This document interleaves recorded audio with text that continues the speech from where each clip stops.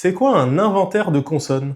Chaque langue possède un inventaire de consonnes, c'est-à-dire l'ensemble des consonnes qui en font partie. Et pour savoir lesquelles en font partie ou n'en font pas partie, on utilise le test de la différence minimale. C'est un test facile, tu prends un mot simple et tu modifies un seul son. Et si ça change tout le sens, alors c'est que ce son est important. Par exemple, si je prends le mot chien, je prends le son ch, je le remplace par le son le, et ça devient lien.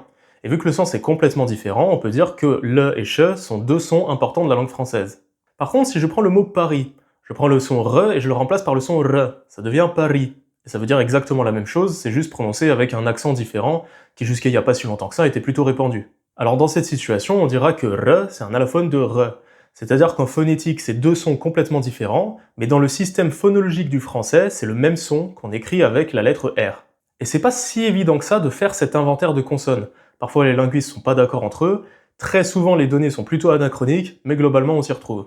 En français, sans rentrer dans le détail, on dit qu'il y a entre 20 et 21 consonnes, si on compte les semi-consonnes. Et faut savoir que toutes les langues ne sont pas à égalité face au nombre de consonnes. Le français, lui, il est pile dans la moyenne, qui est à 22 plus ou moins 3 unités. La langue qui a le moins de consonnes dans le monde, c'est le Rotokas central, une langue de Papouasie, avec seulement 6 consonnes. P, T, K, B, D, G. Facile. Et la langue qui en a le plus, c'est le Kran, une langue du Botswana, avec 122 consonnes.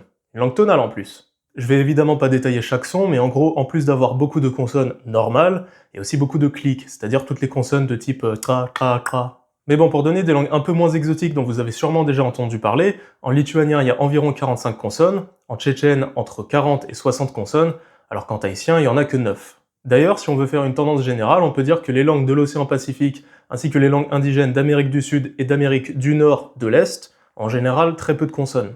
Tandis que les langues du Caucase, d'Afrique subsaharienne et d'Amérique du Nord-Ouest ont tendance à avoir énormément de consonnes, quand bien même au sein des régions on trouve des langues très différentes entre elles.